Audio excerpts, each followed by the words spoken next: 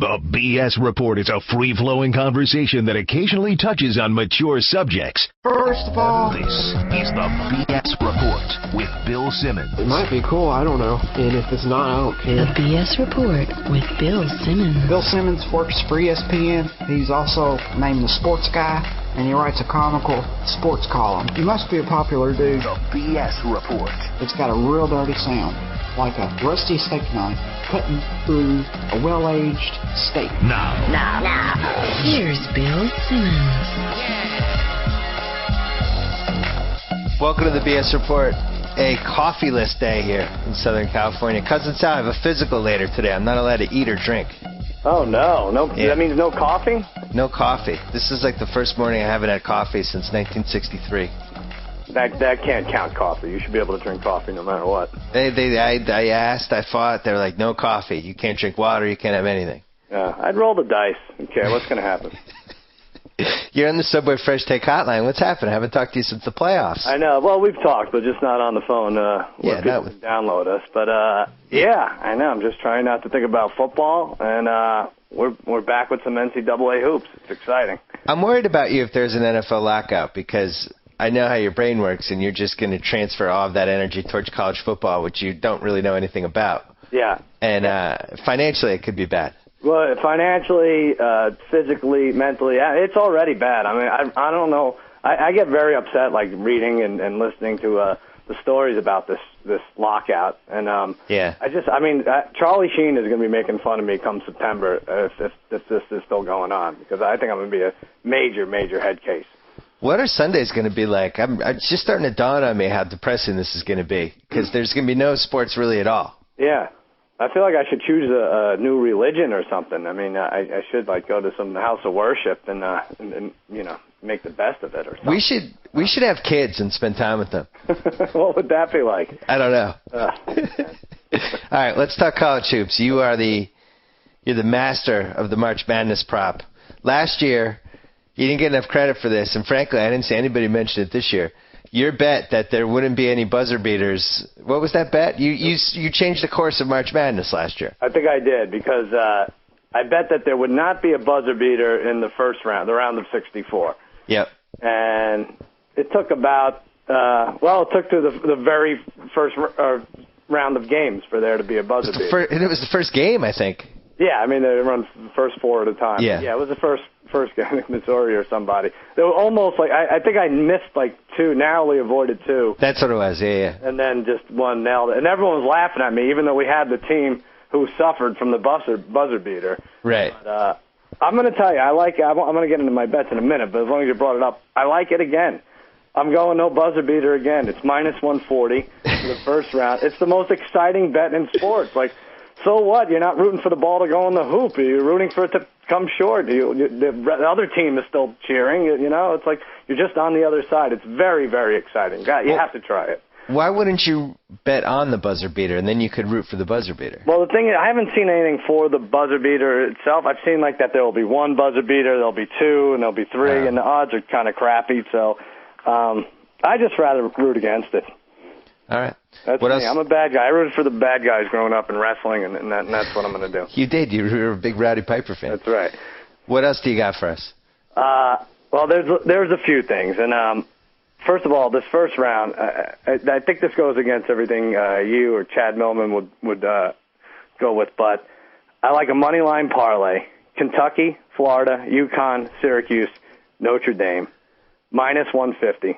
5 teams. Let's do it. You've done this before and it's worked.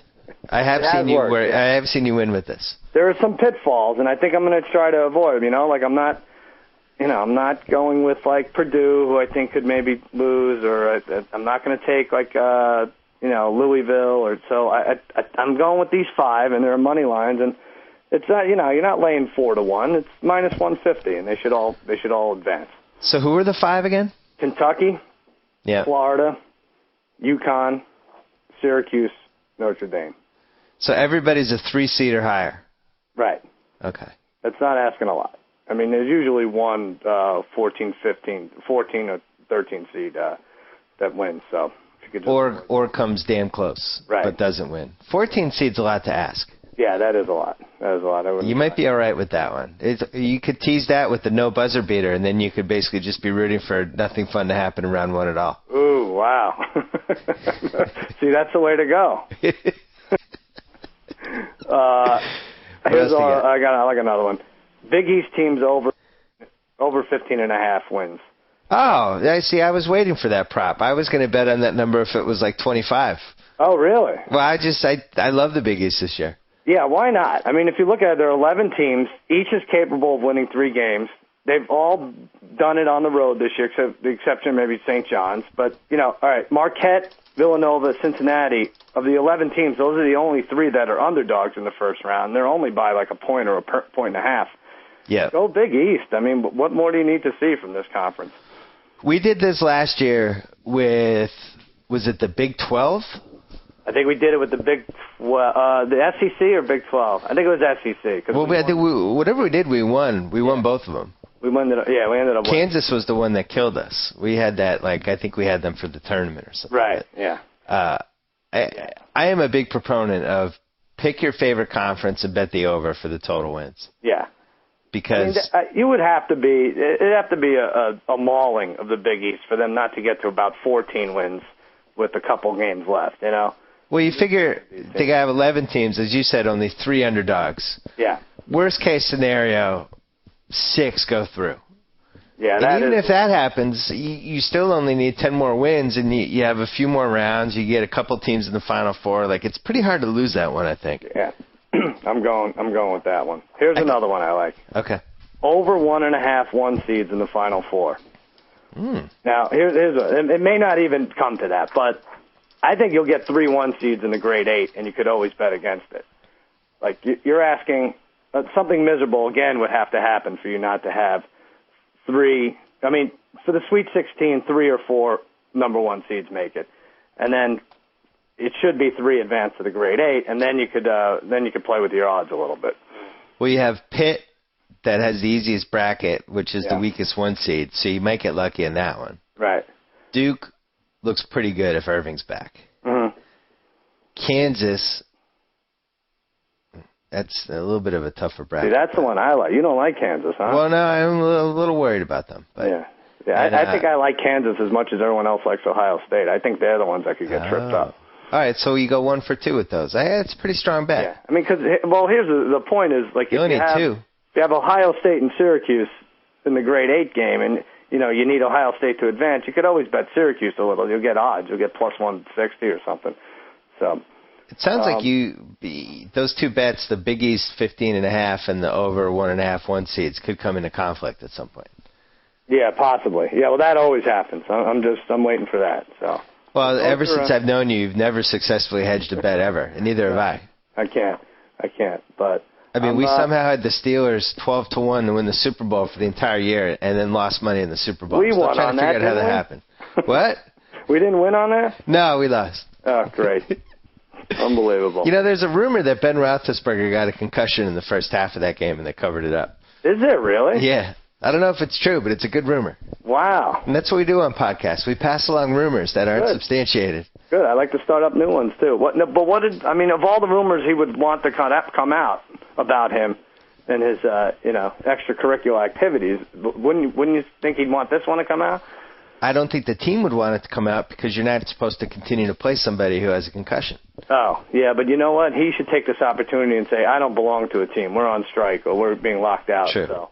Well, he was bad in that game, so it's in his interest to say that he got his bell rattled and didn't realize he had something. But I'd be reporting every hangnail I had if I were a player that didn't perform up to par. People who watched that game carefully said that it was a very, very uncharacteristic performance by him, and he missed wide-open guys, and they think he got his bell rung at some point in the first half. But who knows? Again, totally Joe made unsubstantiated, but we can pass that along. Just scuttlebutt, things I'm hearing. Yeah, I marked it down. Okay. We'll see. All right. Let me, as long as we're talking about things we may know, I don't want to go off on ESPN or anything, but, and you may have covered this, but is there too much time spent on the bubble teams and the 16 versus 16? Does anyone care that they need to spend months and months of of Joe Lenardi on this and who's going to get in last, and he's wrong about it anyway. And then it happens, and like Dick Vitale's almost in tears talking about how Colorado and Virginia Tech got screwed. Like, enough already. And then you see their brackets, and they're like, no one's taking a 12 seed to advance past the first round. You know, like, all right, how much do you really care about Colorado and Virginia Tech? You don't take any chances when you fill out your bracket. So. I know. They interviewed the UAB coach yesterday, and it was like his family was in Japan or something. That was the gravity of the interview, and it's like, who cares? It's a 12 seed. And, you know, along the same lines, with that 16-16 play-in, I know you commented on yesterday on Twitter, but they're going, no, that game, it could have gone 7 overtimes. I wouldn't have given a crap, right? I mean, did you think the UNC Asheville coach was going to cut down the nets at some point? Really? I just have a lot of problems with this. Here's the thing. It's totally antithetical to why I like March Madness, because there's no upsets in these games. It's 16 versus 16. It's 12 versus 12. Like, if you're going to have these earlier games, like these playing games or whatever, it seems like they should figure out a way to not have dead equal teams playing the games. Yeah, I agree. I think that's the cool part of it. You see Kansas go up against one of these garbage teams. They whoop them, you know, and then, you know, little by little, the competition gets better. Like, I don't care that the two 16 seeds are playing each other. And Jim Nantz, you know, and March Madness has begun. It's like, this isn't March Madness. These are two 16 seeds, and one of them is going to get killed in the next round.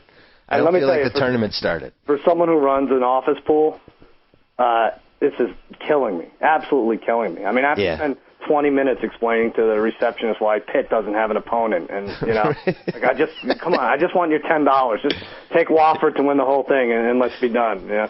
Well, and then the other criticized thing, and I don't think anybody will be surprised where I stand, is this whole thing where now we're pretending that round 1 is going to be round 2. So stupid. I just hate it.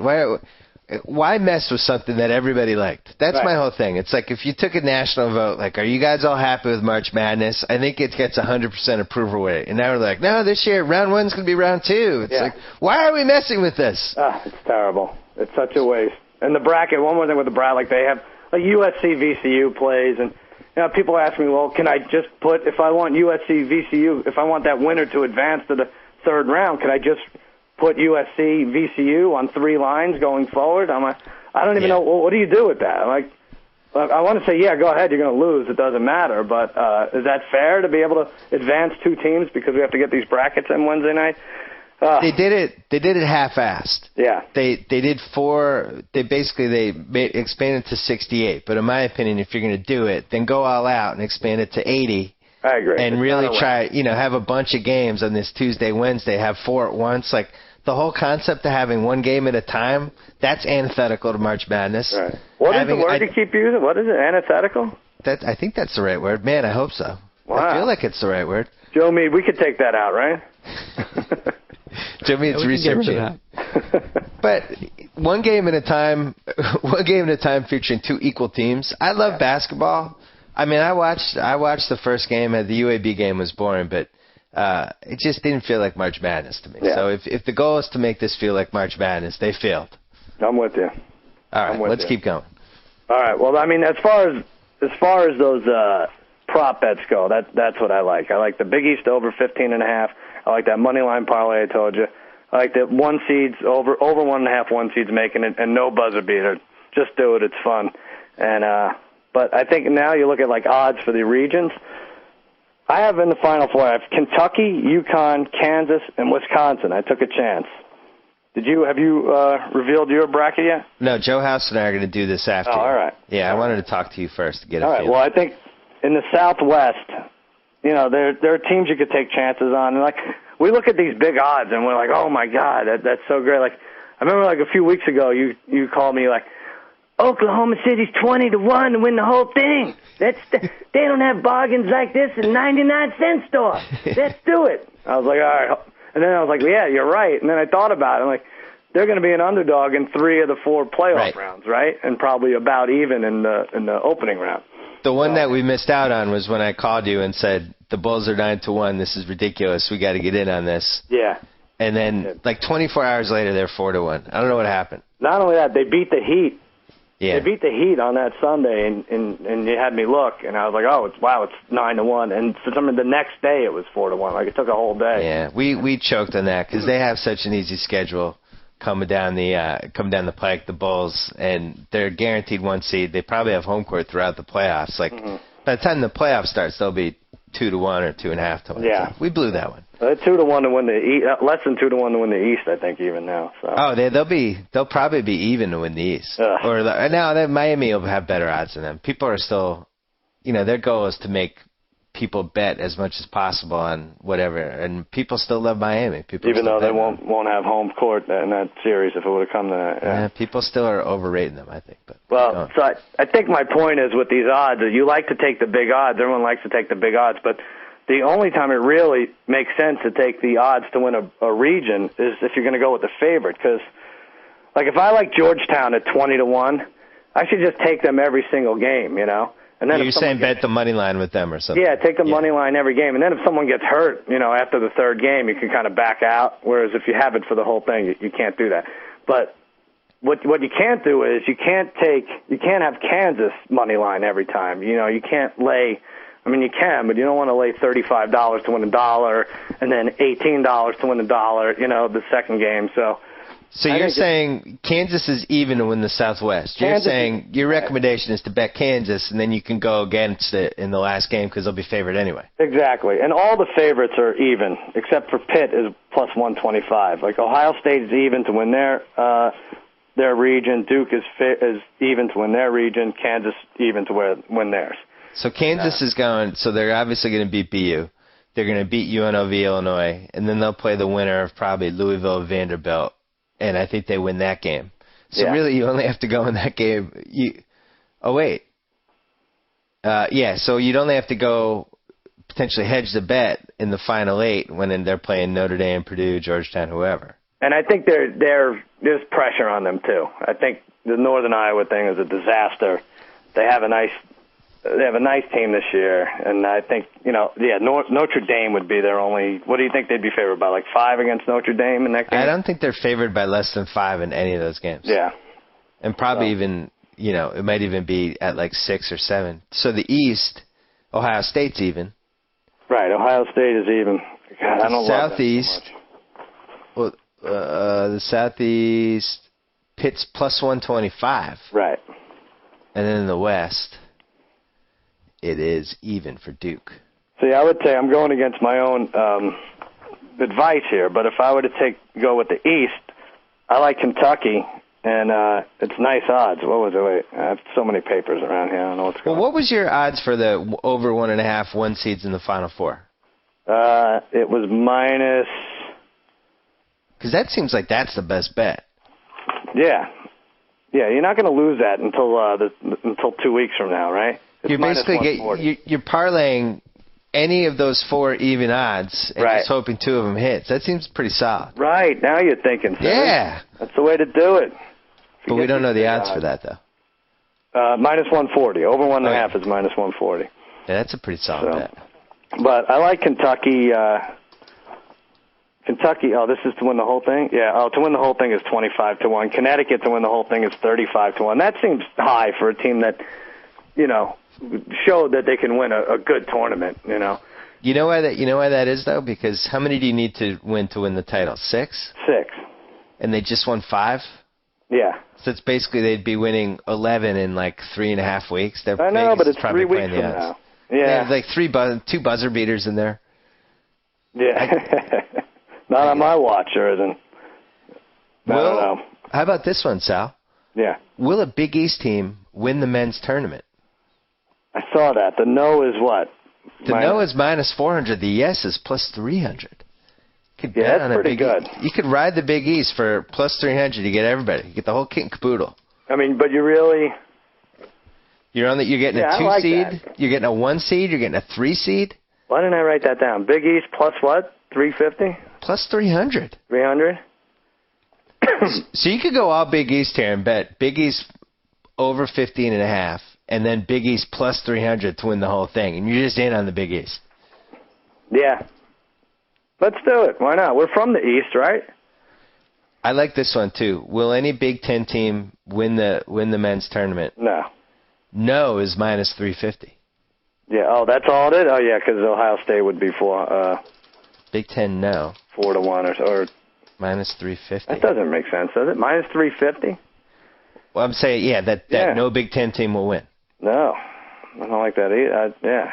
You like that or you don't like it? No, I like that. I have Ohio State losing in the third round. So, and then who else is there? Wisconsin going to the Final Four. Here's another bet you didn't do. Yeah. The total number of wins for the 4 number 1 seeds. How many was it? It's the over is 12.5, and the odds are minus 150. So if you think the number 1 seeds will win a combined 13 games, that is minus. You have to lay 150 to win 100. I mean, that's the way I did it. I filled out my bracket, and then I looked at all these, like total wins for each conference, and I added how many I had. And I think I had 13 wins for 1 seeds, which was not too much better than 12.5. That's why that's why I didn't write it down. Oh, I'm doing it for the listeners. Yeah. Oh, all right. Because I don't know, that's a lot of wins. So all the you one need seed? is one team to lose in the third round, and you win that bet. If you like a 1 seed to win the whole thing, that's 6. And then the others just have to average 2.5, right? Oh yeah, you're right. So it seems like it's a no-brainer that would get to 13. Yeah. You'd have to have 2 third-round losses. I mean, again, you're gonna have 12 going into Final Four weekend probably. Yeah, but with our luck, we'd lose at that point. We don't hedge. We don't ever hedge. Yeah, we talk about it more than anything, but we don't do it. Team with the most tournament wins. This one jumped out at me. Duke versus Pittsburgh. Who do you like? Duke was minus 150. I just really Pittsburgh. I'm not even sure they were the best Big East team. I had Duke winning 3 games, Pitt winning 2. No, they definitely might not be the best Big East team. I mean, that changes daily. Pittsburgh, will they win the men's tournament, is minus 1,200 for no. Listen! That's worth putting a no on. What does Damashek think about the Pitt's chances? I told him, I said, you better root hard against UNC Asheville because you don't match up against them at all. And I don't know. It's funny. I love Damashek because he swears he likes the Big East, all the conference tournaments better than the NCAA tournaments. Yeah, that's a rogue opinion. Meanwhile, you got teams not caring if they win. They're going to be either a 4 or 5 seed or a 7 or 8 seed. You know, Pittsburgh was in it. They didn't win 1 game. They have double buys in some of these conference tournaments. Well, you and I were emailing on Saturday. I will say that Saturday before the tournament starts is just a smorgasbord. Yeah. It is awesome. I watched that. I watched the BU game. That went down to the buzzer. The Pac-10 finale with Gus Johnson. That went to the buzzer. Yeah, Harvard, right? Harvard, that was online, unfortunately, but still, that went to the buzzer. That was exciting. And then the ACC games are pretty good. The Big East final was good. Yep. It was basically 12 straight hours. It was actually a good fight on TV. Yeah, there was a good fight. Yeah. Martina, although the first fight was better than the second fight. Yeah, that was good. And that first fight reminded me of Gotti Ward, which reminds me also of BYU San Diego State a little bit. I kind of think they're the Gotti Ward of this tournament. Like, yeah, you know, they have to play again? Yeah, they go against each other. They're great games, but if you look at their non-conference schedule, it's not impressive, especially BYU. So it's a good analogy. I mean, maybe San Diego State bows out after the first round. You know, you should win that Northern Colorado game, but yeah, the San Diego BYU. If that game had been good, it would have been an unbelievable run on Saturday because the Pac-10 game bled into that game. There's like 8 minutes left in the BYU game, and that game should have been tied. That just would have been a phenomenal run. That would have been nice. Oh, no, I didn't write it down, but the 2 seeds. What's the total wins for 2 seeds? I don't love the 2 seeds in this tournament. 2 seeds. Where is it? Oh, come on. I don't see the 2 seeds. Are you sure that's a bet? Oh, there it is. 9. Oh, it's only 9. Florida, Carolina, Notre Dame, and San Diego State. I don't love UNC. Over. Notre Dame's getting 6. Really? What you mean? Wow. I actually do like UNC. You do? Well, I think Barnes is clutch. You need clutch guys when it gets to mid-March. Yeah. I have them losing to Washington. I don't know. It seems like the last 2 weeks they've played from behind every single game. So 2 seeds is over 9. Well, Joe Meade is right. If Notre Dame wins 6, and that puts a crink in our plans here. But I don't love Florida's an inflated 2 seed. You know, San Diego State. Let's see what they got against some of these other teams. What about I got it. Will any Pac-10 team win the tournament? Minus 7,000. No. Let's put that in. Let's wait. Let's wait to see if USC advances. Then I love it. There's no way a Pac-10 team wins. No, why is the Pac-10 so bad now? I don't know. It should be great. It's warm weather. Everybody should want to go to school in the Pac-10. Why would the Pac-10 have better basketball teams than the Big East? It's outrageous that these teams like Stanford and Oregon just can't recruit anymore. Like 5 years ago, like that's the place to go. You know. How could Arizona have a team that isn't in the top 4 every year? Yeah. Like compared to going to school in Pittsburgh. I actually like Pittsburgh. I'm going to take that back. Come on, take that back. I'm going to take that back. But how about Rutgers? You're going to get a lot of letters. It'll all be from Damashek, but you're going to get a lot of letters if you. How about this? UConn. Why would I want to be at Middle Connecticut over Arizona? No, I'm with you. All right. That's good. Yeah. I apologize. There should be more warm weather teams. I don't have any. I'm looking. Florida's the only warm weather team I have in the grade 8. Yeah. What's happening is the parents are failing the kids, in my opinion. Is that what it is? Yeah, I really think that's it. If I had a son who was an All-American, he's like, hey, Dad, I'm looking at, I got UConn, I'm looking at St. John's. I'd be like, well, where are your Western schools, son? Where are your Southern schools? You pushed them right there. All right, anything else we got? No, but you should promote this pool because it's the best. Oh, yeah, let's talk about that. It's a great pool. Well, you left out one bet that I really enjoyed. Go ahead. Will will Boston University ever have the lead against Kansas? Oh. What do you think the odds are? How big's their big man? Can they win the tip? All they have to do is be up 1-0. Yeah. They have to win the tip. If you bet this, the yes is minus 200. Really? That's it? Yeah. They just have to go up 2-1 or 3-2. They have to hit 1-3 in the first couple minutes. That's an exciting bet. I have to say, my friend Brad, who's crazy, he's appeared on this podcast. We went to Vegas for the first round a few years ago, and there's a special bet you could bet in casinos in the sports book, first team to 10. And so it'd be like North Carolina against let's say like UAB. I think it was like the second round or something. Yeah. And the odds were bad. It was like minus 300 that UNC would be the first team to 10. And he was screaming at the top of his lungs for the first 3 minutes of the game. And then you didn't hear, and it was always 9-8. He bet like 4 games like this, and it was always 9-8, and the other team had the ball, and then there'd be a turnover, and he won every one of them, and it was for no money, but screaming at the top of his lungs for the first 3 minutes, and then you don't hear from him the rest of the game. Right. Like people are staring at him like, what a total nut this guy is. And that's why Vegas is great. Although, has it become, has Vegas burned out on that March Madness weekend? There's a lot. There's too many people. Now that I hear like people like who are going to Vegas, like you don't even like basketball. You're just going to crowd up the sports book. Stay home. But it reminds me of what's happened to Red Sox fans. It is, right? Like going to these stadiums and these people that you just clearly did not start rooting for the team until like 2005. Yeah. But, stay home already. All right, let's talk about our pool. This is the best pool. We did this last year, and multiple people decided that. Yeah, people that I respect that were in the pool said it was the greatest pool they've ever been involved with, which is very strong praise. So the deal is... Go ahead.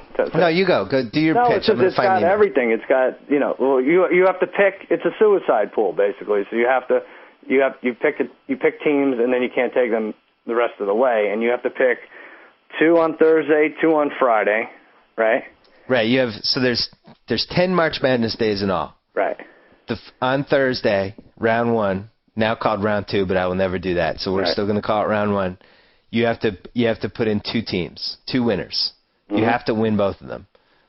On Friday, same thing. 2 teams, you have to win both of them. You cannot use the same team twice. If you get knocked out on Thursday, you can buy back in on Friday for another whatever you decide the fee is. If you get knocked out, but if you get knocked out and you buy back in, you have to pick 4 winners on Friday. Yep. So, And if you get knocked out Friday, you have to pick 5 winners Saturday. And then those are the only times you could buy back in. right. And we had somebody buy in who got knocked out on Friday who bought in and I think picked all 5 winners on Saturday. Wasn't it House? Yeah, it was House, but then he lost on Sunday. Yeah. And we figured it out. It was like 50-1 odds. Yeah, he could have done a parlay. He would have won the pool 40 times over. But so you can't use the same team once you use them. So there's a little strategy. You don't want to blow Thursday and Friday on number 1 seeds. That's how people end up getting knocked out because they take a chance on like a number 4 or number 6, whatever. Then it goes and it keeps going. And our big thing that we had last year was we had 2 guys left. It was like a Saturday. One of the guys got knocked out. Yep. The other guy, no. Neither guy got knocked out, but one of the guys ran out of teams. The other guy advanced to the next day. I had a team left, but the question was, does he have to go pick that team, or did the guy who has no teams left lose already because he has no teams left? So we decided that if you advance to the next day and you're the last person that advanced, you win the pool. Yeah, we made a quick decision. There was no arguing, nothing, no 150 emails back and forth. No. I thought that's what made it. That was part of what made it the greatest pool ever. Was that it led to 1,500 emails. That's what I was going to say. If you want to argue with your friends and and just if you want to start with a third as many friends as end up with a third as many friends you start with, that's what you do. One of our friends, my friend Tolan, I think he was out within 2 hours of round 1 on Thursday. Yeah. Bought back on Friday, was out within 2 hours. Was first game Friday was out. Then rebought back in and then got knocked out in the first 2 hours of Saturday. It was phenomenal. It's terrific. He never got to enjoy it for more than a minute. If you want to feel good about yourself, because that's what this is all about. Like, you want to feel like you know something. This is a good way to prove it. Yeah, I rarely guarantee things.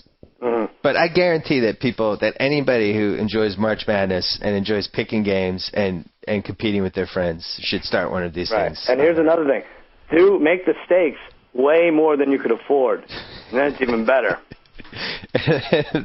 And try to build something in so that at least 3 people have to be chased down for money. Exactly, yeah. We did the honor system, which I think is hopefully going to work again. It worked last year. Yeah. But anyway, I'm very excited. Cousin Sal.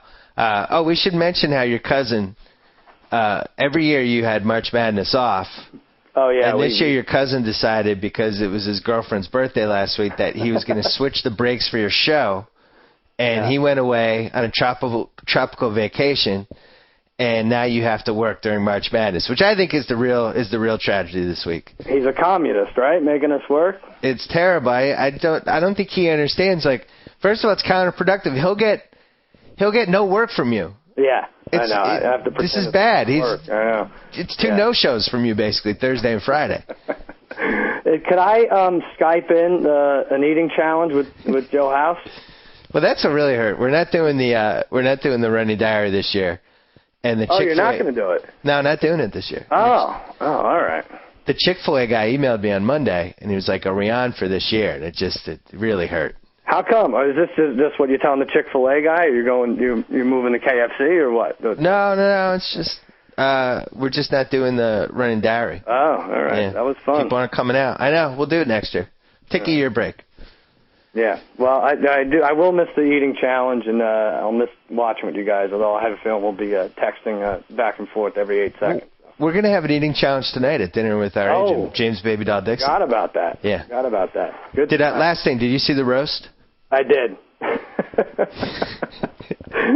We're good friends with Jeff Ross, and he lights up like you wouldn't believe when these roasts go. I was thinking like Jeff Ross and Joe Lenardi should vacation together, because what do they do now? What do they do for the rest of the year? The roast is over. You don't have to pick bubble teams. They should go. They should go to Hawaii. If they did a bracketology roast, I think that would be pretty good. The situation, if you haven't seen the roast, the situation went down in flames like nobody in the history of a roast. Yeah. It was the perfect combination of really, really terrible jokes and kind of like he had a swagger, and then he was like arrogant. So the crowd turned on him. I've never seen the crowd turn on someone at a roast. And I don't think Comedy Central told the whole story because they cut a bunch of his jokes, which now appear on TMZ. I think it's the top story now on TMZ. Oh, did he have a couple offensive ones? Yeah, there were some racist ones. Oh, no. And everything bombed anyway. So Oh, boy. Good. Yeah. Good to see him not be good at something. I was excited to win an argument with Kimmel because Kimmel claimed that Larry King could have a stand-up career if he wanted to. Oh, I know. Oh, did he concede it? Well, he obviously won't ever concede it, but I think we learned that Larry King probably would not be a good stand-up comedian. The problem is his body's too weird. Yeah, he is. He's got those Kevin McHale shoulders, and like just seeing him standing, he just needs to be behind it. If he could do stand-up behind a desk, I might give him a chance. Yeah, well, just to have a floating head. You did call it with the CGI. It really looked like he was put on a green screen, that whole roast. Yeah, it really did. Sitting there. But It never makes sense to me what is in it for the person who's getting roasted. Oh, I know. Well, what if you're running for president? It's a perfect springboard. Everybody who gets roasted about halfway through has a look on their face like, why did I do this? Exactly. And then they'll cut to their family members, and it's the same look. They're all like, why did you do this? Jeff Ross like, it's so much fun. Like, how much fun could this be anymore? I mean, we used to write roast jokes, and it was like, we'd have to write them for Jimmy or something, and then after like 2 days of it, we're like, oh, thank God that's over with. Now we can go back to our normal lives, and this is all he does, and he's great at it. But he's like, we've made fun of Donald Trump's hair. You've never heard things before, like we said. Well, that Anthony Jeselnik, I thought, was the breakout guy from this one. He was good. He was really good. Very solid. Nice. I was worried he was a rookie, but Jeff Ross was insulted, and they got him on camera when he made the Greg Giraldo joke. Oh, he didn't like that. He turned. Yeah. Well, I have noticed that it's like all of them are trained to laugh hysterically if somebody makes fun of you. Yeah. You just have to tilt your head back and laugh like it was the funniest thing you've ever heard in your life. Even if, you have like, to make sure the the black caps in your teeth have been replaced with white ones, I noticed, because Lisa Lebanowski has her head all the way back. You can see exactly how many fillings everyone has. Yeah. Anyway. All right, Cousin Sal. I'll see you this weekend, hopefully. Yeah, call me. Let's go heavy on these. Yeah, let's do it. All right. All right. See you. Good job, Billy. How? So we don't even need a transition. You were listening. Yeah, I was listening. All right, I wanted in on the betting action. Oh, you should have just chimed in. I didn't want to step on Sal. All right, good idea. That's why you're a team player. You're like the Nate Dogg of podcasts. R.I.P. I also wasn't prepared. I was worried that if I stepped in, that it might provoke him because we don't get to do the eating challenge this year. I was worried that he might turn to a roast. I watched the roast last night. I thought it was a replay. That was the premiere last night. Yeah. I enjoyed it. I like Marlee Matlin. I thought she was pretty good. Yeah, she had a good sense of humor about the 48 deaf jokes that people told about her. Yes. It's like you come on and you're Marlee Matlin, you're coming to a roast, you pretty much know what you're getting. She did a good job. The Gilbert Gottfried thing took it to another level. It did. Let's talk madness. We have a bracket to do. America's worst bracket. House and I are going to do our annual worst bracket ever. But before we do that, what did you think of that Big East 15.5 over? I love it. I absolutely love it. I think it's, they might win 21. It could be 18, and I would give it serious consideration. I would think long and hard about playing a 17.5 number. What about it could be 2 games higher? Huh? Will the Big East win the tournament plus 300? That feels a little. The who wins the tournament one is so crapshooty to me. Plus 300. I know, but that's just 3-to-1 odds. Yeah, I guess that's what it is. I know. I mean, I'm not. So you're saying that if you had any of those teams and they made the finals, you'd probably be able to bet them at plus 300 anyway against whoever the higher seed was. Yeah, depending. I mean that's right. So. What's the highest Big East seed? I think somebody's a 2. Syracuse right? Notre Dame. Notre Dame's a 2. Oh yeah, Notre Dame at 2. I don't have that committed to memory. Notre Dame's a 2. UConn's a little 3. Respect for them. UConn's a 3. Syracuse is a 3. Right. And then it's a bunch of. I guess you're betting on those 3. So by that point, you got Pitt. I'm sorry, Pitt. Yeah, we got Pitt, Joe House. Oh, Pitt's a 1. That's right. Pitt's a 1. You got Louisville's a 4, right? Louisville's a 4. It's so hard to look at this bracket when in the print we use for these brackets is like this. It's like a 6 font. It's a good thing Joe Mead's here. Somebody who's actually paying attention. It's a great thing Joe Mead's here. All right, let's do the worst bracket ever. Well, before we get there, so actually I now love the plus 300 because that's better odds than you would get if Pitt's in the final. You're not going to get plus 300 if Pitt's in the final. Right. If you wait 3 weeks or whatever. You also might get 2 Big East teams in the final, potentially. Could, sure. It's not inconceivable. Let's start with Ohio State's bracket. Okay. Before we start, do you want to add anything to this whole, this is now the second round and all this? I don't, none of that, those are just words people say. None of that means anything to me. Those are just things that are, there's 64 teams in the tournament. Come Thursday, there will be 64 teams. The games will start at noon, and I'll start watching, and that'll be it. I'm going to fill out a bracket with 64 teams. These ones where there's slash and it's this one or that one, I ignore it. I'm just going to pick a team to win that game, and that's it. On some of these, a couple of these, there'll be 3 teams that I have to choose between to win, but whatever. All that is so dumb. Do you agree with my thing about when you have 2 equal teams playing in round 1, it doesn't feel like March Madness? Well, because it's not. It's not about a feel. It doesn't have anything to do with March Madness. Right. March Madness starts Thursday. Did you watch the games last night? Huh? Did you watch the games last night? Of course not. Why would I watch those games? I watched. There was good NBA games on last night. Well, that was the problem. You might have talked me into them normally. I think they made a couple of mistakes. They should have had them on at the same time, which they didn't. They had them on one at a time, which was inexplicable. Yeah. Did not feel like March Madness at all because you didn't have, I'm going to flick to this channel and that channel. But then the other thing, the Portland-Dallas game was off the hook. Off the hook. Great game. That was a great game. Dirk, That could have been a Western Finals. It very well may be. Yeah, that was good. 2 great ones. Really, really good. How about Brandon Roy, back from the dead? I know. I tweeted it maybe 10 days ago. If he's back, and then you somewhere along the way observed, they have 7 legitimate guys. They are a 7-deep rotation. Portland, all of a sudden now, let's look at the odds. Do you have your internet up? I'd like to what they are. Their odds are to win the West Conference and their finals odds. You're betting on Brandon Roy to stay at that level for 3 more months, and I just don't trust him. Well, but what if they give him his minutes and appropriate doses here? That can't be right. What? 100 to 1? 100 to 1? 100 to 1. I'm in. 100 to 1. How's that possible? 50. 100 to 1. Yeah. 100 to 1 to win the finals? 100 to 1. What is it to win the Western Conference? Or is it? Yeah, 100 to 1. That's bizarre. That's fantastic. Obviously, Vegas isn't watching basketball right now. I'm not saying they'll make it, but they shouldn't be 100 to 1. I mean, we're on record. The Gerald Wallace deal was the steal of the free agency period, the steal of the trade period. Not They're 30 to 1 to win the West. The trade season. 30 to 1? Yeah. I love that too. That's a little high. So I mean, that's worth $20. Denver's 30 to 1 too.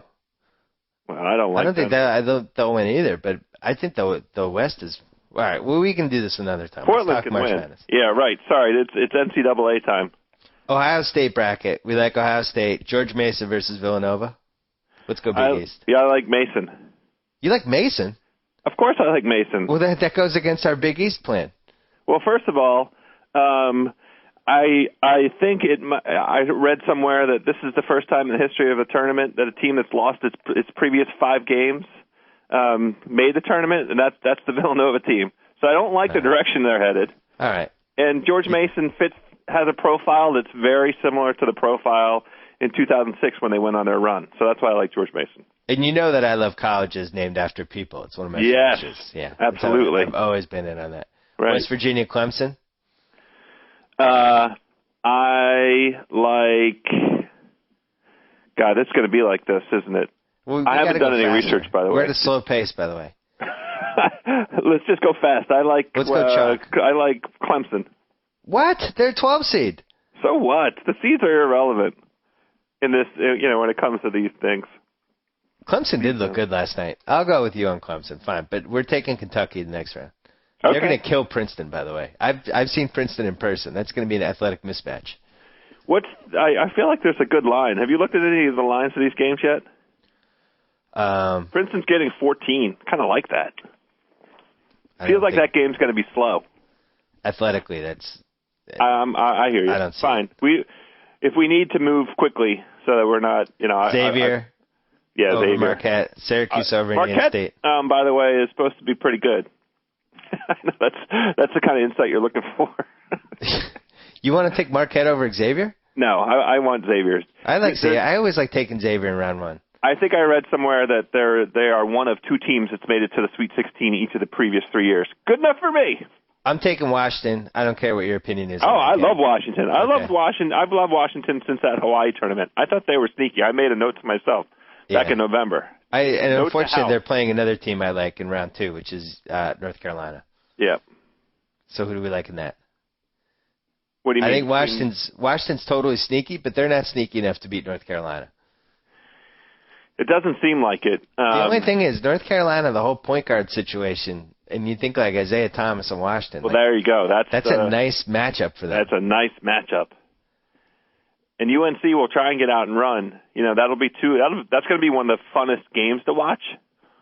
Well, they'll be playing the winner of Syracuse Xavier. Ooh, that's going to be a brawl. It's going to be a brawl. Cuse? I don't want to be too ACC, biased on this, but on the other hand, there's only 4 ACC teams in the tournament, so I kind of like UNC out of all of it. But Roy Williams, look. Let's go chalk. UNC Syracuse. Okay. And then on the other side, Kentucky Clemson, Ohio State, George Mason. I say we go total chalk. Really? Kentucky, Ohio State? Yeah, let's do it. All right, fine. And then Kentucky, Ohio State. Why do I like this Kentucky team? Talk me out of this. I think the lead argument against Kentucky is inconsistency because of the youth.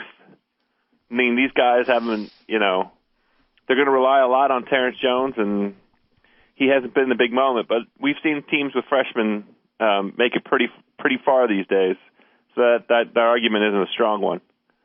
I just feel like Ohio State, out of anybody that I saw from the beginning of the year all the way till now, was the most complete team and could score, had the most reliable way to score, which is Sullinger. When you have to have a basket inside of 5 minutes or inside of 2 minutes or whatever, they can do an inside-outside thing, and that these days is a rarity in college basketball. And if Sullinger is the best college player, then he should at least be able to get to the Final Four. Yeah, I mean, I don't know whether he is or isn't, but he's in the conversation, right? Well, I'm saying it's not like he's a one-man team. It's not like Michael Beasley in Kansas State a few years ago. He has a real team. Has that kid Diebler cooled off yet? I don't think so. He's been raining them. Yeah, I'm with you. I like Ohio State. Oh, so we'll go Ohio State over UNC? Yeah, because I actually don't really believe in UNC. It wouldn't shock me if Syracuse ends up there. Or you even don't believe in UNC. Let's take Washington over them. Okay, fine. All right. Because then the hedge to me is, since we're going to go with Ohio State anyway, then it's fine to go ahead and... So go Ohio State versus Washington? Why don't you just have them go to the Final Eight? That's a terrible idea. Syracuse, right? Yeah, let's do Ohio State Syracuse. I like that. That's a good one.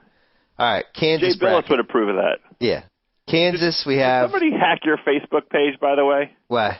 Because it said something about beat Joe House in the bracket thing. Oh, no, I did that. Why did you do that? Who the hell is Joe House? Who cares about Joe House? Well, I was kidding. I know, it was funny. It was like an enticement. It was good. I'm glad you're checking my Facebook page. Well, I have a reason to look at Facebook now for the first time in 2 years. Why is that? Because otherwise I wouldn't look at it. Why would I look at Facebook? I thought your reason was to look at people you've dated. That's your reason. That's not my reason. Don't impugn me. I disagree. I like Facebook. I like the ability to do pictures and video. I know that fun. puts me at odds with 600 million people. Yeah. I'm just saying, there's nothing in it for a grown adult male. All right. I mean, what would I use it for? What am I supposed to put on there? Looking forward to the weekend, taking the kid to swim class. I mean, is that what I'm supposed to do with it? What's it there for?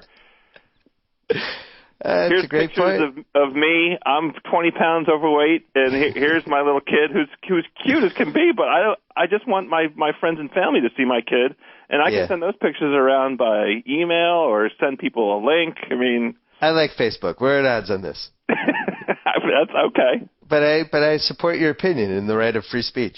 Thank you. Kansas against UNLV versus Illinois. We got to take UNLV for one round, right? Oh, one round? All right. They might be a giant killer. Richmond, Louisville. I like Richmond's playing Vanderbilt. I'm sorry, Richmond, Vanderbilt. I like Vanderbilt. Me too. I'm going to respect the SEC. Richmond's getting a little buzz, but Richmond's getting a little too much buzz, to be honest. There you go. Which never works out that way. Louisville, Morehead State. Huh? Louisville, Morehead State. Yeah, we're not making the Patino joke. It's already been made a dozen times. I like Louisville. Me too. Big East. Georgetown versus USC, VCU. The fact that we don't even have the other matchup yet, I'm taking Georgetown. So I want to share this nugget with you. Yeah. And it may inform my perspective on the next round. There is one team in this tournament that has beaten 11 of the 68 teams in the field, and that team is Georgetown. Georgetown has beaten 11 of the teams in this field. And you like Georgetown. You've watched them all year. Well, they've been inconsistent, and their early season problem was scoring. Then they kind of hit their stride, and then their one of their guards, Chris Wright, broke his hand. But he may be back, so we'll see. I mean, they could lose. They could lose the first round, so I'm not going to go far. But I just really liked their resume. I mean, when I look at some of these teams that have only lost 2 or 3 games, teams like Utah State or San Diego State, I look and see who they play, and I can't come up with any win that I'm impressed by. And then I look at Georgetown, who's beaten 11 of the teams in this field. I mean, you know. The only thing is, Chad Millman said yesterday that if USC advances, people love their coach. Vegas Sharps. It's a bet-on team. I don't, Georgetown's been very up and down this year.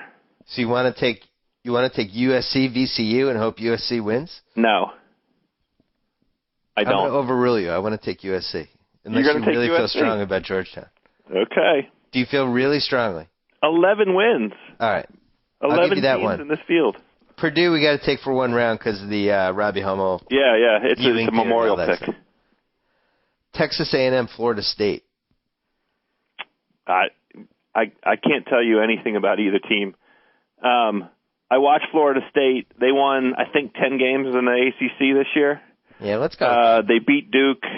We have Notre Dame beating whoever in the next round, so let's go with the 10th. We do? Mix it up. Yeah. Have you watched Notre Dame at all? I like Notre Dame. Okay. At least to go to the Final 16. They're well coached, and they know what they're doing. I really like Mike Bray. He's a local guy. Me too. He gets 2 rounds. Area. He went to Delaware, and then he went to Notre Dame. They underwhelmed me. They have underwhelmed me every game I've watched. I feel like I've watched all of their losses this year. I was impressed that they beat UConn 2 Saturdays ago after their guard fouled out, which I liked. I can't come up with a reason to pick any of the other teams over them. Certainly not Texas A&M or Florida State, and definitely not Akron. So all right. You pencil them in. But who do you have? Georgetown, Purdue. I actually think Georgetown. Yeah, I'm willing to do the All Big East there. Georgetown, Notre Dame. That's a good one. Let's go. No, we have Joe Meade here. Joe Meade. How far does Notre Dame go? I like Notre Dame. You know it. Tell us. But I mean, do you like them for legitimate reasons or because you actually think they're good? I actually think this team's good. I do too. What's their strength? Balance. They start 5 seniors, so they're like a mid-major, in terms of experience, but they also have major conference talent. I do like the 5 senior thing. And That's a good always coach. one. They have a really good coach. I know Mike Bray well. He's, like I say, he's a D.C. area product. I'm putting them in the Final 8. I'm overruling Okay. you, House. All right. Kansas I can't come up with a reason UNLV. not to, so. Kansas UNLV. It's got to be Kansas. All right, but you do like UNLV, though. I got a little sneaky feeling for UNLV. Nate Silver wrote a really good piece today about New York Times about how you're actually screwed if you're an 8 seed, that you're much better off being a 10 or an 11 seed. Oh, I think I don't think I read it, but I've heard this idea before. I mean, it's one of those things that we've talked about it. It's a common sense thing, but it was nice to see it all laid out, like exactly what a disadvantage it is. Yeah. That you're basically, if you're an 8 seed or a 9 seed, you're screwed. Because you're going to lose in round 2 probably. Unless you're Northern Iowa. But if you're a 12 seed, if you're Richmond, and you beat Vanderbilt, then all of a sudden you get to play a 4 seed in round 2. Like it's an advantage. It is weird. So anyway, Vanderbilt, Louisville. I like Louisville. Me too. And I think we should ride the Big East when we're in doubt. Yeah. I don't think Louisville could beat Kansas though. Okay, I'm not going to argue with that. Kansas, Notre Dame. Ooh. I guess it's right to say that this is where the Notre Dame streak ends. Yeah, Kansas is really good. I think. They look deep, they look complete, but they looked that way last year too. They got those 3 forwards. Like they always have 2 good forwards out there. Yeah. That other teams really don't have for the most part. I'm impressed by them. And so we have 2 number 1 seeds. I'm glad we did this. We'll mix it up in the Duke bracket. Yeah. Duke over Hampton. Michigan over Tennessee, unless you like Tennessee.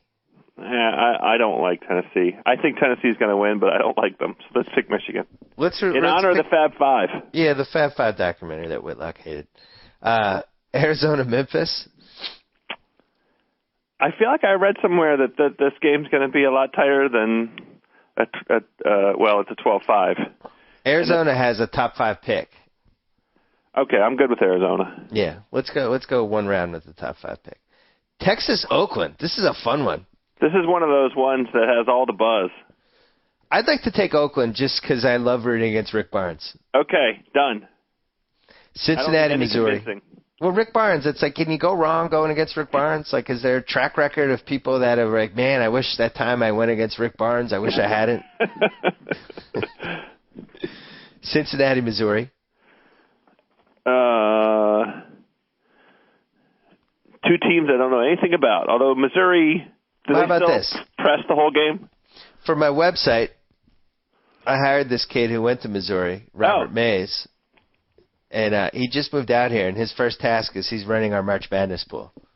Oh, excellent. So I think we should pick his team in round 1 just done. As a tribute to him. All right. I'm in. UConn, Bucknell. Let me tell you something. I really think Bucknell could play this tight. I don't think they'll win, but I think this could be a good game. All right, I'll go along with that. I think the number is kind of fair. I think it's like 11.5 or something. I think I saw. I've watched a little Bucknell this year. And? Always good. Yeah, they're getting 11.5 according to this one. They're like the very, very poor man's Gonzaga every year. Okay. They have a track record in the tournament. They might even be the homeless man's Gonzaga. Temple, Penn State. I'm just going to go with Temple. Oh. Why? It's the city kids against the country kids. I like Penn State. Okay. They were so bad in that final game, though. That's yes, and I watched a bit of that. Let's make Joe Mead. Joe Mead do the tiebreaker. If you can only score in the 30s in a 40-minute game, that's a great point, Joe Mead. That's why you're here. I can't take him. Temple, San Diego State, and then I'd like San Diego State one more round. That's okay. Okay, that's good. UConn, Missouri. I like UConn. I like UConn. UConn versus San Diego State. I'm going to throw this at you, and I know you're down on the San Diego State competition, all that stuff. They lost to BYU the first times. A lot of people watched that game. I get it. I actually think they're good. I think they're a really good team. I think they're a deserving 2 seed. And, I know BYU didn't have Davies in the third game, but I watched that game. They crushed BYU in that game. And the Fisher thing worries me a little bit, but at the very least, I think they could absolutely beat UConn. I mean, I will half-heartedly go along with it because I can come up with my own reasons that don't have anything to do with the quality of San Diego State for why this could be the end of the UConn run. But and those reasons are that the 5 games in 5 days thing, and they shot all they had. They gave all they had to the Big East tournament.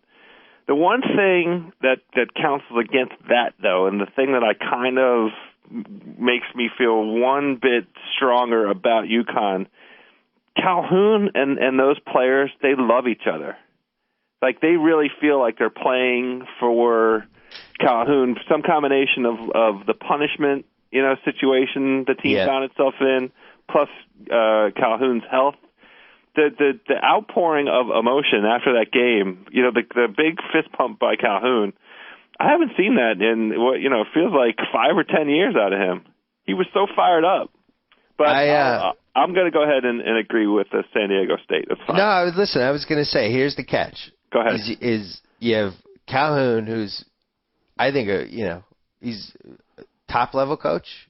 Yeah. From the top tier. Yes. Against Steve Fisher. Who lost the 93 title to North Carolina and had a team that was 3 times better. Yes. I don't know. Not a top-tier guy. I think I want to take UConn only because I don't want to be in this situation that these 2 teams are playing and UConn's up by 10 and Steve Fisher's doing dumb things and I'm sitting there going, I can't believe I picked Steve Fisher over Jim Calhoun. I mean, it would feel like an upset to me for San Diego State to beat UConn. I don't think they'd be favored. I don't think they'd be favored either. I wonder. Let me see. I want to see who has better odds to win that regional. What regional is that? What regional is that? Oh, West. Okay, hold on. So San Diego State's plus 225. Connecticut's plus 700. That's interesting. I wonder why that is. That's a big difference.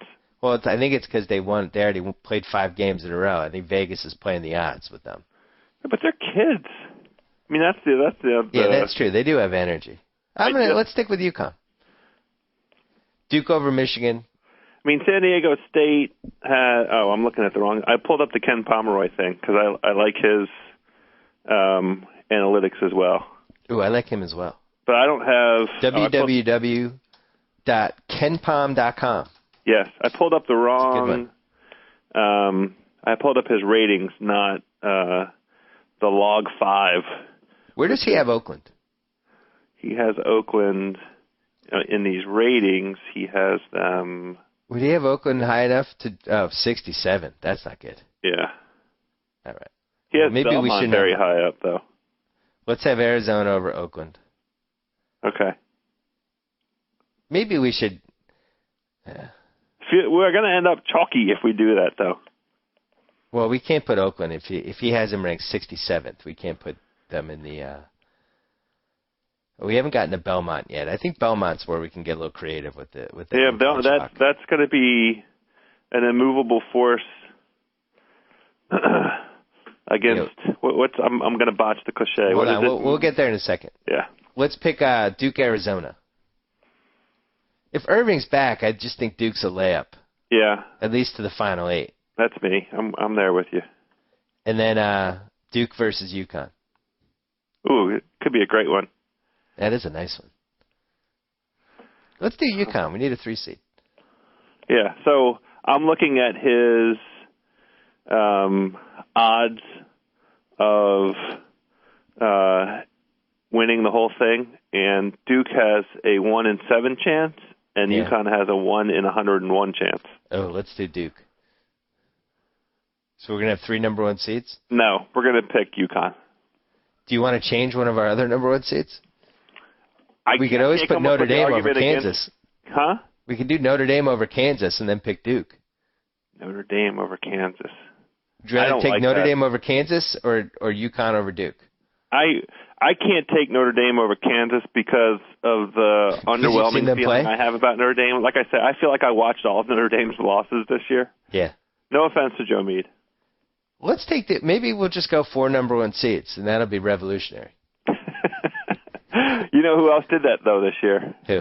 The president did it. Again, we'll be with Prezzo. Okay. If you can't beat him, join him. He whooped us 2 years ago. Irving's playing. I think Duke wins the whole thing if Irving's playing. Wow, whole thing? Yeah, the whole they thing. They live and die by the 3 still, though. Irving's great, though. Depends on how back. That's the thing that's so hard. All right, let's leave that open. Until we see with our own eyes. We'll leave Duke UConn open for a sec. We'll go to the other bracket. Pittsburgh. All right. Butler and Old Dominion. So I like Old Dominion quite a bit. Okay. They are the best rebounding team in the country. Yes. And I feel like that's a skill that translates into success in this tournament setting. And it stinks that I have to go against Butler because they feel like they earned the right to make it to the second round at least. That's right. Last year. We have Pittsburgh advancing anyway. Say again? We have Pittsburgh probably, yes. Yeah. So then Utah State over Kansas State. You feel good about that? So this is another one of those where the committee didn't do either one of these teams any favors. Yeah. I mean, I feel like Kansas State could be a Final Four team. They could go on a tear. Well, our boy Pomeroy has Utah State ranked higher than Kansas State. He has Utah State ranked 17 and Kansas State ranked 26. Okay. So let's take Utah State. All right. It feels very weird to me to have them out in the first round, but... Kansas State? Yeah. Well, somebody's got to lose. It's March Madness. Okay. St. John's, taken. Yeah. Although, I want to make... I think the Gonzaga might pull out a sneaky win here. I'm with you. I want to root for St. John's. Okay, good. BYU... Let's figure out, because BYU could lose at any point. I don't think to Wofford. Well, let's see where Wofford is. Ooh, Wofford, way down. 83rd. Where's BYU? BYU on the Pomeroy is 14th. It'll be fun to root for Jimmer for one game. BYU St. John's is an awesome round 2, by the way. Yeah, that's going to be... Talk about competing styles. UCLA, Michigan State. I can't. I don't think that I watched 1 second of UCLA this year. Did you see any UCLA? The Pac-10 was really tough to watch. And Michigan State lost 13 or 14 games. Well, it's so ridiculous that they made it that I think we have to pick them. Which one? Michigan State? Michigan State, yeah. They deserve it on previous year credentials. How about that? One win for previous year credentials. We're going to have Florida beating either of them regardless. So Florida I beats guess, them. although Florida's another underwhelming team. Well, we're going to have them lose to St. John's or BYU. Who do you like in that one? Okay. St. John's. I can't believe how bad this region is. It's horrible. I know we've said it. I know lots of people have said it. I know it's been said ad nauseum. It's stunning when you run through the teams, though.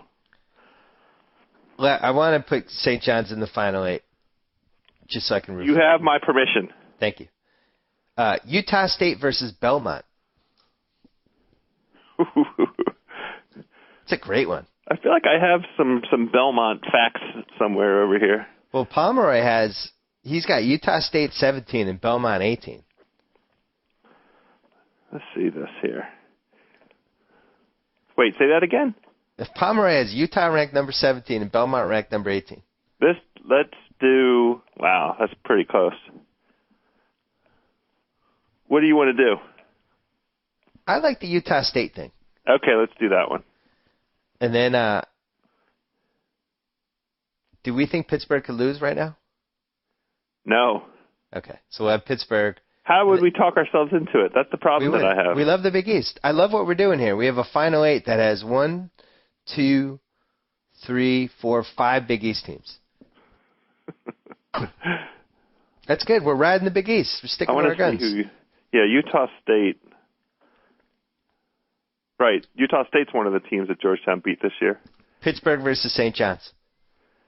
Wow, it's going to be so much fun. I'm ready to say that this is Pitt's year. So we're taking 4 number 1 seeds. Yeah! All right. Us and the Prez. Let's do it. It's the worst bracket ever. Completely unimaginative. Thank you. So then Ohio State versus Duke? That's how it would play out. That's too bad. Who do you like? Huh? Who do you like? I like Ohio State. I think I like Duke. Why do you like Duke? Because Irving's going to come back. I need to see him. He hasn't played since the first week of December, right? All right. Ohio State and then Kansas. You don't want to do Pitt? Is Joe this Meade. Kansas? Is this the redemption year for Kansas after last year? Joe Meade. Yes. Can we put Pitt in the final game? I think Pitt's a team that could get upset early. I wouldn't trust them. I don't trust to make them it either. there. And you also, House, you got to factor in the history with them too. That's a school that things always seem to go wrong for them come March. So they feel they have the weight of history on their shoulders. And some of the guys on this team were there last year, and you will be watching the choke develop in front of our eyes. Is that what we're saying? Yeah, that's exactly what we're saying. Okay. Ohio State, Kansas. I mean, you could really talk me into putting St. John's into this Final Four. No way. Absolutely not. You sure we don't want to take Utah State to really go worst bracket ever for us? Let me see. Where Utah State over Pitt? That's crazy. Now, let's do the 4 number. I like being with Prezzo. Yeah. So, Ohio State and Kansas. And then we have Ohio State winning. We could have Kansas winning. Nah, they're not going to beat Ohio State. Okay. Yeah, you know what, though? I like that. They're the type of team that could beat Ohio State because they have a bunch of dudes to throw at Sullinger. Yeah, they have they're very deep. Let's go Kansas. Screw it. All right. I don't think a lot of actually I was going to say I don't think a lot of people will pick Kansas, but now that I think about it, I think I've seen like a half dozen Kansas picks. How about 79-74 final? Why can't we pick Ohio State? For what I just said, I think Kansas has a bunch of dudes to throw at Sullinger. I think they could shut him down. Huh. They got 3 guys they can put at him who are all potential first-round NBA picks. Okay. They can bang him. They can waste fouls on him. They can wear him down. All right. You like Ohio State more? I'm just saying, I'm going to repeat myself. They're the most complete team I saw all season. Want to make Joe Meade the tiebreaker? Yes. Joe Meade, tiebreaker. Ohio State versus Kansas. Since when is Ohio State a basketball school? I don't Joe trust Meade! What? They were in the final 2 years ago. Yeah, they lost. They had Oden and Conley, and they rode them. Yeah, I'm with Joe Meade. Riding Sullinger and Diebler. I'm going to pick the history of the Jayhawk program. Kansas, 79-74. Sign off, House. Okay, I'm on. I'm in. Right, I'm signing off. I submitted the bracket. Yeah. I'm going to view the bracket. I'm going to mail it to my friend Joe Meade. He's going to put it up in our BS Report Bracket Challenge. And if you want to join that, for the 3 people who are still listening to this podcast, you can join that bracket right now. I will Twitter the link, and I will put the link on Facebook, which Joe House hates. Are you having any actual experts on the podcast this week? We had Chad Millman. Does he count? Well, he's my kind of expert, but he's not a college basketball expert. No, I was going to have Billis or one of those guys on, but they're on every ESPN channel. Like they're busy. Well, it's just you can get those opinions. You can get Gottlieb and you can get Billis in 5 different mediums. It's a good point. What you can't get is 2 idiots trying to figure out their bracket for 40 minutes. So thank you, Joe House. 2 morons. Yeah, it was good. Let's see if we can keep our worst bracket challenge, worst bracket streak. Let's see if we can continue that for another bad year. Let's do it. Where are you watching the games? I am going to the Tortoise and the Hare. Oh. Thursday and Friday. Beautiful. Stay out of trouble. I'm going to do my best. It's tough. Those guys, they like to get it on over there. Next week, we will have Jacko on. He's been preparing a long rant against UConn, the basketball program, Jim Calhoun, and Gino Auriemma. Wow. Yeah. That's big. It's going to be almost like he's going to give a speech. Wow. It's going to be, that's coming up. He has an informed point of view. He'll know what he's talking about. He really, really despises the entire program. Do you want to know my 2 Thursday picks for our suicide pool? Yeah, let's hear them. I am taking BYU and Louisville. Interesting. I haven't decided. My 2 Thursday picks. All right. I'll talk to you as the games are going on. Looking forward to it. See ya.